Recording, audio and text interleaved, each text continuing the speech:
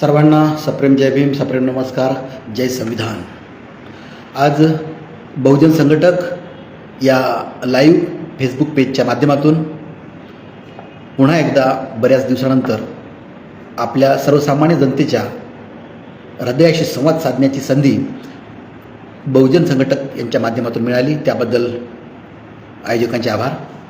आणि सर्वसामान्य भारतीय जनतेच्या हृदयाला जागृत करण्यासाठी वारंवार आपल्याला प्रयत्न करावे लागणार आहेत। सॉक्रेटिस म्हणतात की मी एक गोमाशी आहे आणि समाज हा सुस्त बैलासारखा असतो। या ठिकाणी समाजाची व्याख्या कुठल्या जातीची नव्हे, समाजाची व्याख्या ही त्या त्या देशाच्या संपूर्ण सर्वसामान्य जनतेची व्याप्ती टाकणारा हा शब्द आहे, त्याला समाज म्हटलेला आहे। म्हणून सॉक्रेटिस म्हणतात की समाज हा सुस्त बैलासारखा असतो आणि त्याला हलवत राहणं, जागृत ठेवणं हे त्या त्या गोमाशीचं काम असतं आणि मी सुद्धा ती गोमाशी आहे असं सॉक्रेटिस म्हणतात। आणि त्याच माध्यमातून मी सुद्धा स्पष्ट करतो की मी सुद्धा एक गोमाशी आहे। कारण आज आमचा महाराष्ट्र, आमचा देश एवढ्या काही रसातळाला येऊन गेलेला आहे, आम्ही कल्पनाही करू शकत नाही। ज्या जनतेला, ज्या समाजाला, ज्या देशाच्या सर्वसामान्य जनतेला गुलामीची सवय होऊन गेलेली असते, त्या सवय झालेल्या गुलामीमधून कधीही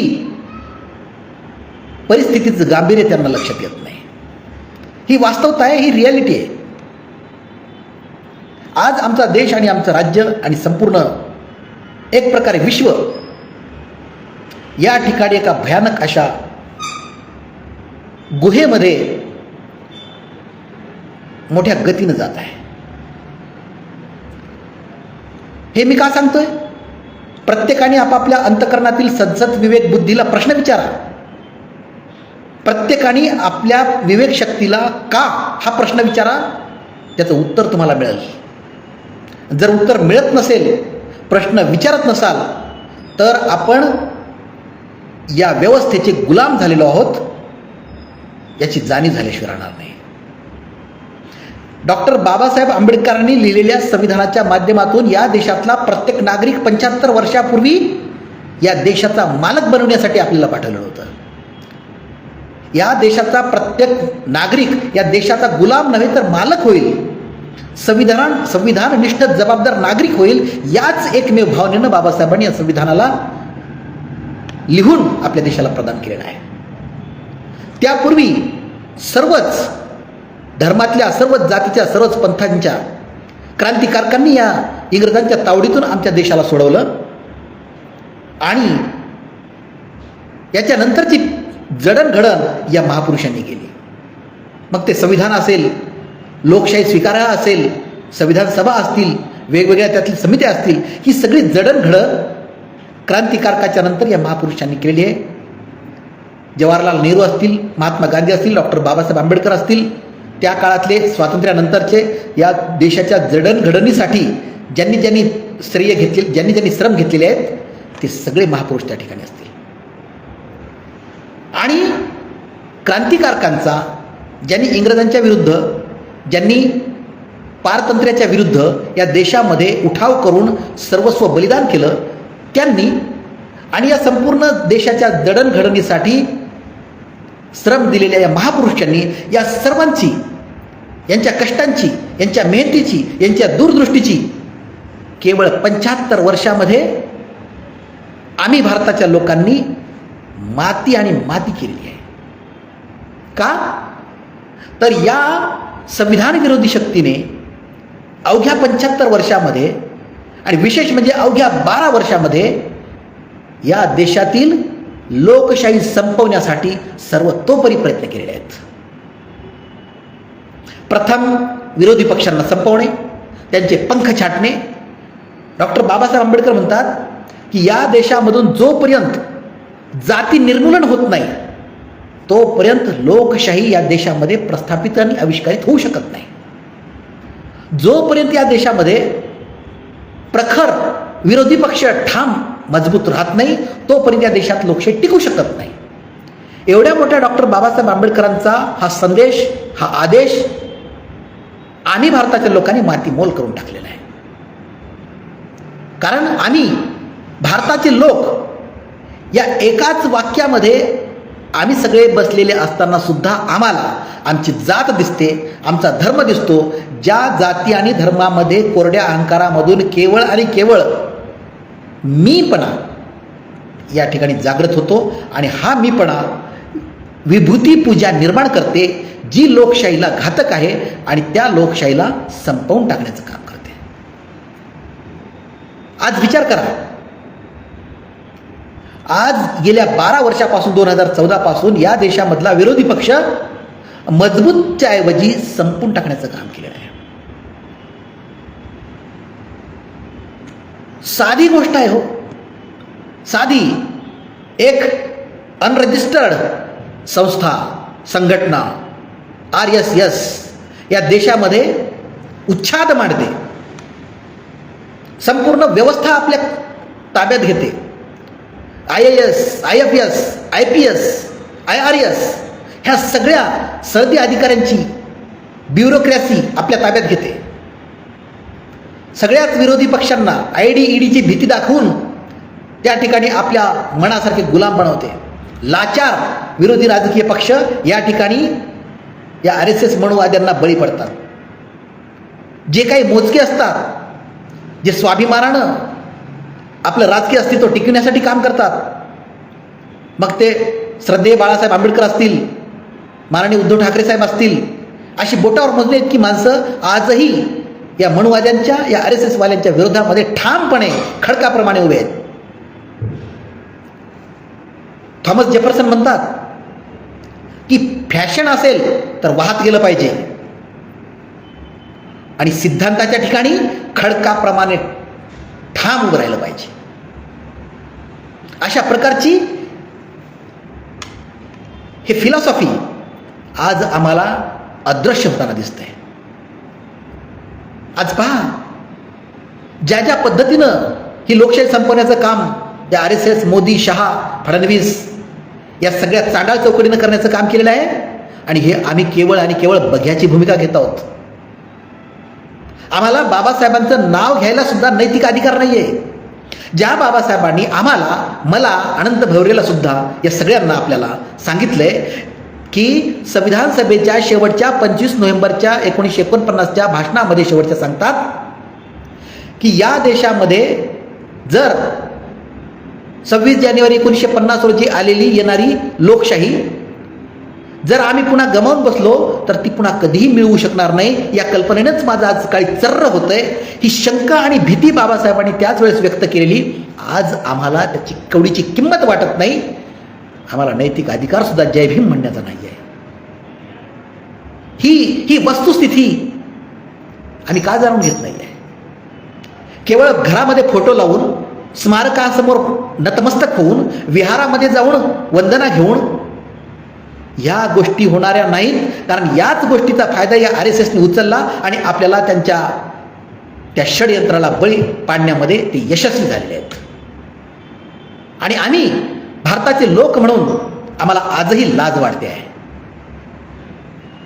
आम्ही साधा विचार करा, जेव्हा या 2024च्या लोकसभेच्या निवडणुका झाल्या, त्यापूर्वी 19च्या झाल्या, 14च्या झाल्या, 14 ते 24 या 10 वर्षाच्या काळामध्ये या मोदी शहाने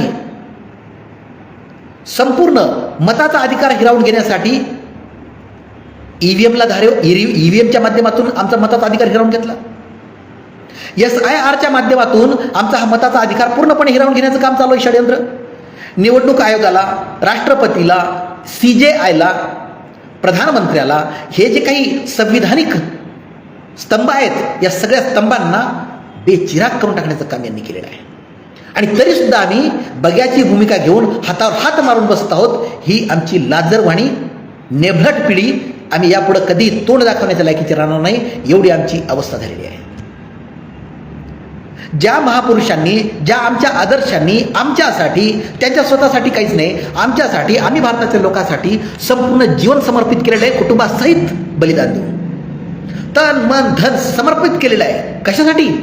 केवळ आणि केवळ या देशाच्या स्वातंत्र्यानंतरच्या कायम टिकविणाऱ्या जडणघडणीसाठी.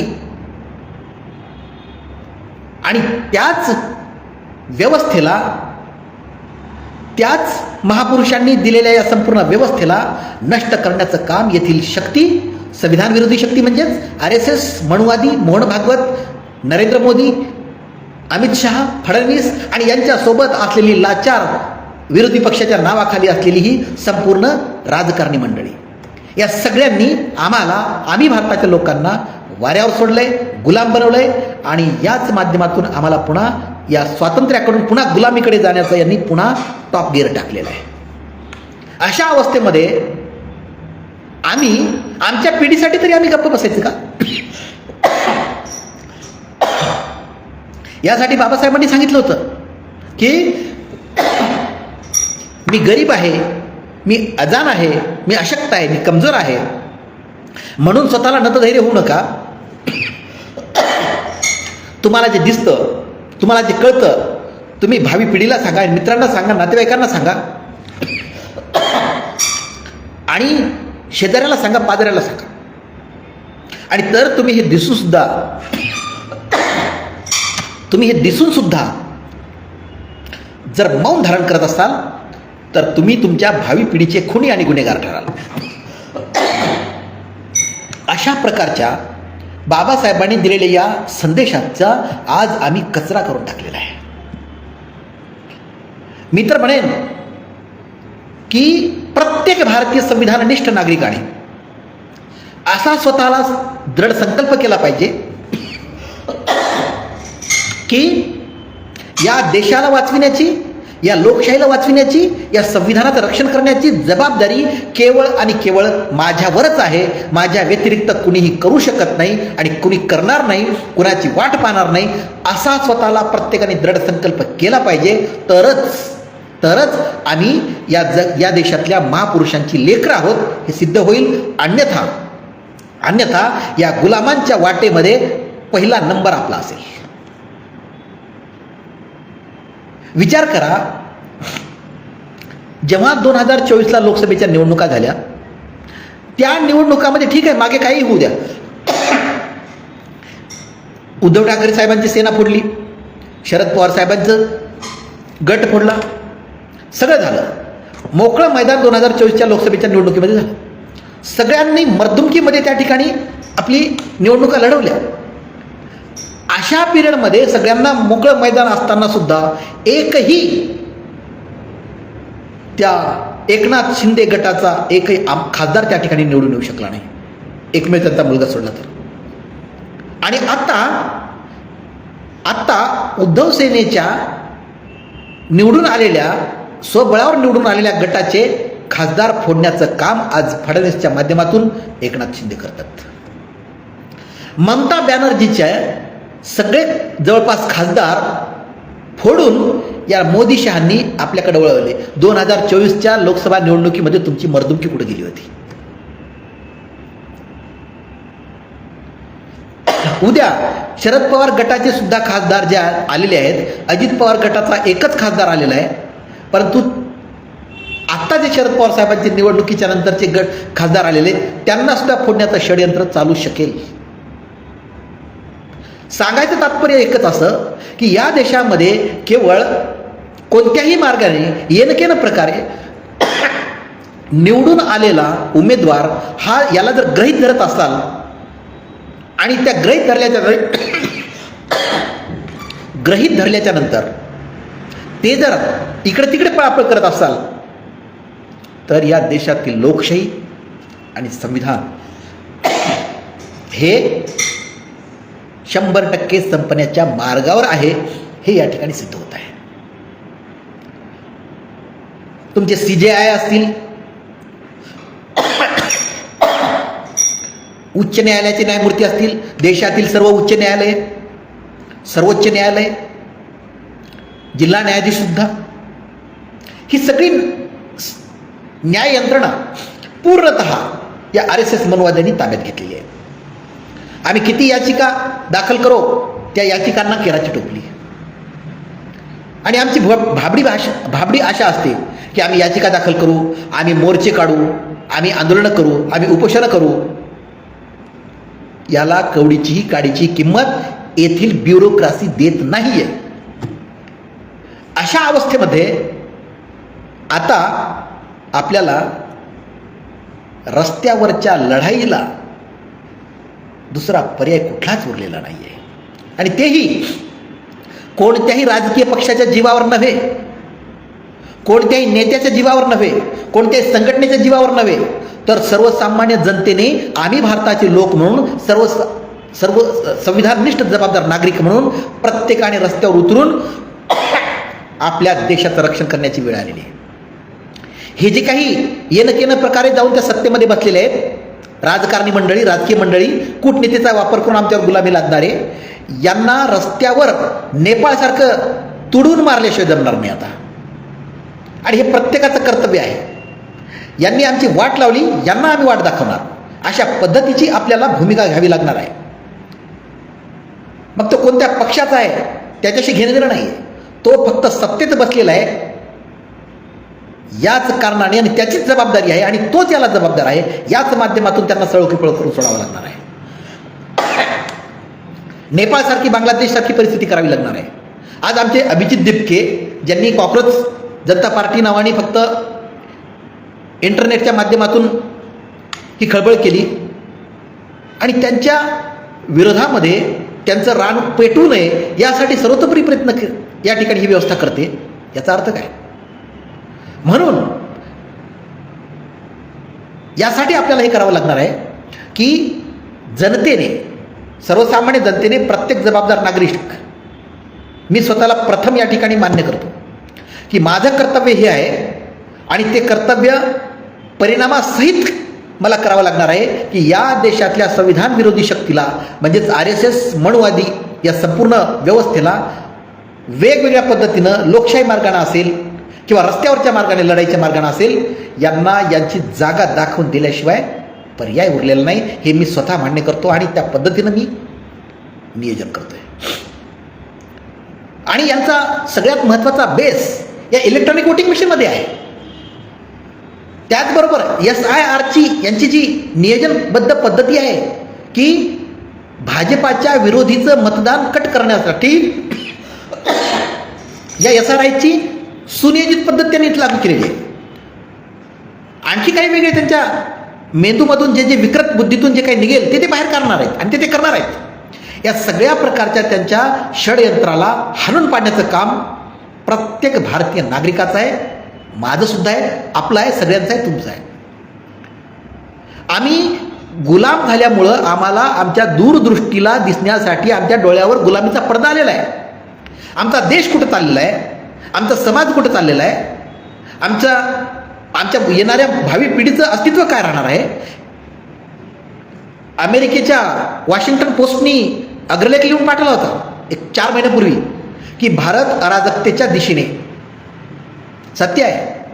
बराक ओबामा सुद्धा सांगतात मणिपूरच्या त्या आदिवासीवर झालेल्या संघर्षाच्या माध्यमातून निघालेल्या 2 महिलांच्या भगिनींचे जे धिंड काढल्या गेली नग्न, त्या घटनेवरून बराक ओबामा सुद्धा म्हणतात की हा भारत याचे तुकडे झाल्याशिवाय राहणार नाहीत. हे तुकडे सहन करायचे आम्ही. जातीमध्ये, धर्मामध्ये यांनी वाटून षडयंत्राचा, कूटनीतीच्या षडयंत्राचा वापर करून या देशातली लोकशाही संपवण्याचं काम, विरोधी पक्षांना संपवण्याचं काम, जनतेच्या मताचा अधिकार संपवण्याचं काम, जनतेला जातीमध्ये भेद पाडण्याचं काम, SC प्रवर्गामध्ये उपवर्गीकरण टाकून त्यांच्यामध्ये भांडण लावण्याचं काम. तुम्हाला SC प्रवर्गामधल्या उपवर्गीकरणाची गरज पडलेली आहे. OBC मधली नाही पडत, ST मधली नाही पडत, आणि SC मध्येच पडते. कशासाठी? का? तर आक्रमक आंबेडकरवादी समाज हा लोकशाहीवादी आहे म्हणून, स्वाभिमानी आहे म्हणून, बाबासाहेबांनी आम्हाला स्वाभिमान शिकवलेला आहे म्हणून.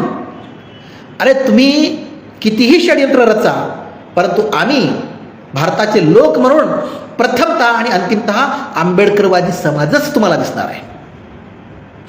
मी स्वतः ते मान्य करतो की मी प्रथमतः आणि अंतिमतः भारतीय आहे. त्यानंतर मी या देशाचा सर्वसामान्य संविधाननिष्ठ नागरिक आहे. त्यानंतर मी धम्माचा उपासक असेल, त्यानंतर मी जे असेल ते, पण प्रथमतः आणि अंतिमतः भारतीय, त्याविषयी याला दुसरा पर्याय नाही आहे. अशा परिस्थितीमध्ये जी आमची देशाची झाली, राज्याची झाली, 5-5, 15-15 कोटी रुपये देऊन तुम्ही खासदारांना विकत घेताय आणि इकडं शाळा बंद पाडतायत. कुंभमेळ्यासाठी 37,000 कोटी रुपयाचं तुम्ही बजेट करताय.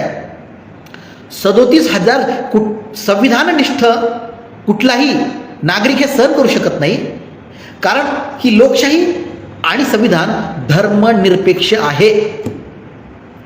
आणि नाशिकच्या कुंभमेळ्यामध्ये 37,000 कोटीचं बजेट महाराष्ट्र शासन किंवा केंद्र शासन जर देत असेल आणि त्या प्रक्रिया राबविण्यासाठी एखाद्या IAS ची नियुक्ती करत असाल, तर हे धर्मनिरपेक्षतावादाला उल्लंघन करणारं हे कृत्य आहे. हे आम्ही भारताचे लोक म्हणून आम्ही सहन करणार नाही. कुठल्याही एका धर्माला किंवा कुठल्याही सगळ्याच धर्माला सरकारच्या सार्वजनिक तिजोरीतून पैशाचा त्या ठिकाणी वापर झाला नाही पाहिजे, हेच आम्हाला संविधान सांगतं. तुम्ही बुद्धगयेला जी काही रेल्वे सुरू केली, कारण बौद्ध समाजाला खुश ठेवण्यासाठी, नागपूरच्या दीक्षाभूमीसाठी तुम्ही बजेट दिला असाल, बौद्ध समाजाला त्या ठिकाणी खुश ठेवण्यासाठी, इस्लाम धर्माच्या जनतेला तुम्ही हज यात्रेसाठी पैसे देत असाल किंवा सवलती देत असाल, हे त्यांना खुश करण्यासाठी. मग यांनी, या अल्पसंख्याकांनी उठाव करू नये, विरोध करू नये म्हणून या तुम्ही सवलती दिल्या. आणि आज त्याच माध्यमातून कुंभमेळ्यासाठी 37,000 कोटी रुपये त्या ठिकाणी तुम्ही बजेटमधून देताय. आम्हाला कुठलंही मान्य नाही. कोणत्याही एका किंवा कोणत्याही सगळ्याच धर्माला सरकारच्या तिजोरीतून एकही रुपया खर्च झाला नाही पाहिजे. हा संविधानातला मूलभूत हक्क जो संविधाननिष्ठ जबाबदार नागरिकांचा आहे, त्याचं उल्लंघन होत असेल तर ते आम्ही कदापि सहन करणार नाही. उलट त्या कुंभमेळ्यामधून जे पाण्याचं आणि वायूचं प्रदूषण होणार आहे त्याचं काय?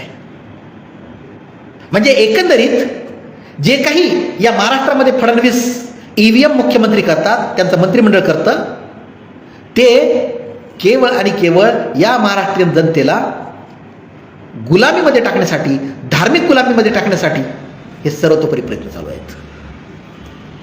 आज अभिनंदन करावं असं वाटतं. विजय थलपती मुख्यमंत्री तामिळनाडूचे, त्यांनी किती चांगले निर्णय घेतलेले आहेत. त्यांनी स्वतः सांगितलं की मी सरकारी बंगल्यात राहणार नाही, पहा आदर्श घ्या फडणवीस. त्यांनी शाळेच्या जवळ कुठलंही मादक पदार्थाचं दुकान ठेवलेलं नाही आहे, बंद करून टाकलेत. RSSला बंदी केलेली आहे. कर्नाटकच्या सरकारने RSSला प्रश्न विचारलेले आहेत, तुमची नोंदणी कुठे आहे, तुमचा टर्नओव्हर कुठे आहे, हिशोब द्या.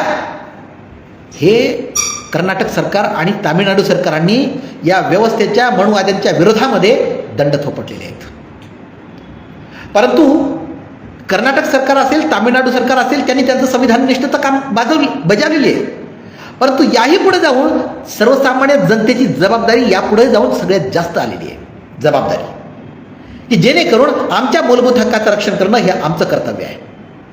कोण्याही राजकीय पक्षाचं नाही, कोणत्याही सरकारचं नाही, कोणत्याही नेत्याचं नाही, कोणत्याही संघटनेचं नाही. आम्ही भारताचे लोक म्हणून आमच्या मूलभूत हक्काचं रक्षण करणे हे आमचंच कर्तव्य आहे. त्यासाठी प्रत्येकाने ही धोक्याची घंटा आपण समजून घेतली पाहिजे. विचार करा, 2024 पासून ते आजपर्यंत या 2 वर्षामध्ये या मोदी आणि शहानी या संपूर्ण देशाला जो काही विरोधी पक्ष आहेत, काँग्रेस असेल किंवा प्रादेशिक विरोधी पक्ष आहेत, त्यांचे पंख छाटण्याचे, त्यांना गुलाम बनवण्याचे, त्यांना लाचार करण्याचं काम या ठिकाणी केलं.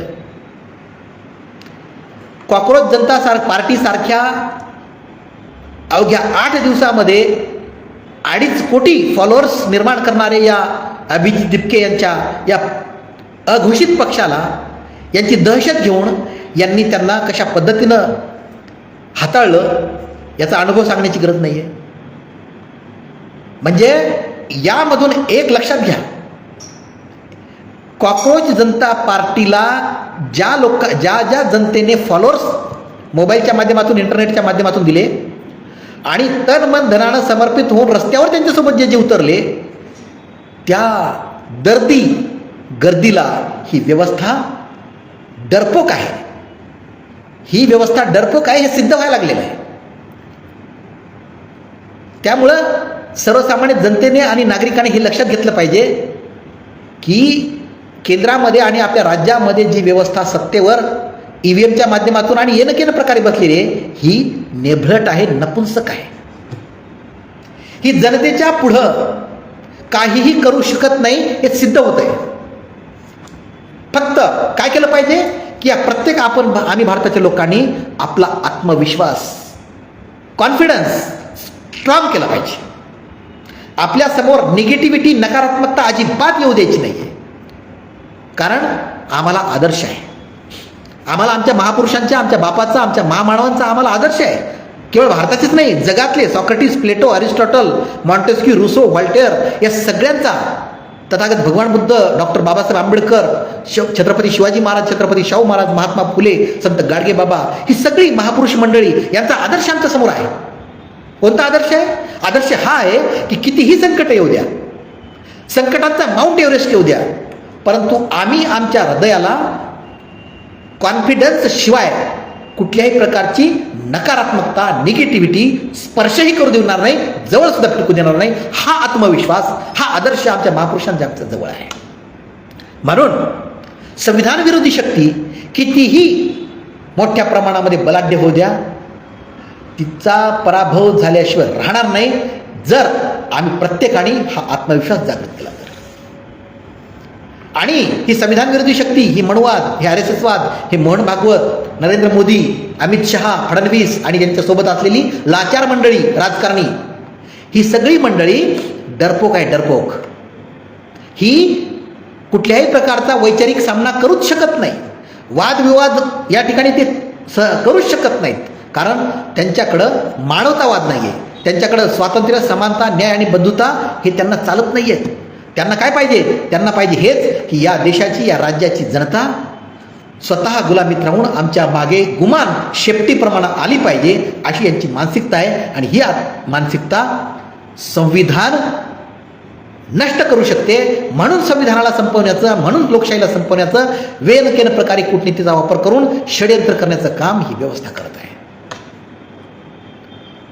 आज आमच्या राज्यावर, आमच्या देशावर अब्जावधी रुपयाचं, करोडो रुपयाचं कर्ज आहे. या कर्जाचा माउंट एव्हरेस्ट वरच्यावर चढत आहे. आमच्या राजकारण्यामध्ये, आमच्या सत्तेमध्ये कुठलाही अर्थतज्ञ नाही आहे, कुठलाही प्रोफेसर नाही आहे. केवळ आणि केवळ अंगठे बहादर येऊन बसलेले आहेत. नरेंद्र मोदी अंगठे बहादर, राजनाथ सिंग घ्या, अमित शहा घ्या, तडीपार, हे सगळे अंगठे बहादर आहेत. परंतु यांच्यामध्ये एकही शहाणा नाही. वासरात लंगडी गाय शहाणी असते हो, ती लंगडी गाय सुद्धा राहिलेली नाही यांच्यामध्ये. महाराष्ट्र सरकारचं तीच बोंब आहे. कुठंही काही घेणं नाही, फक्त पोपटपंची, याशिवाय यांना काही येत नाही.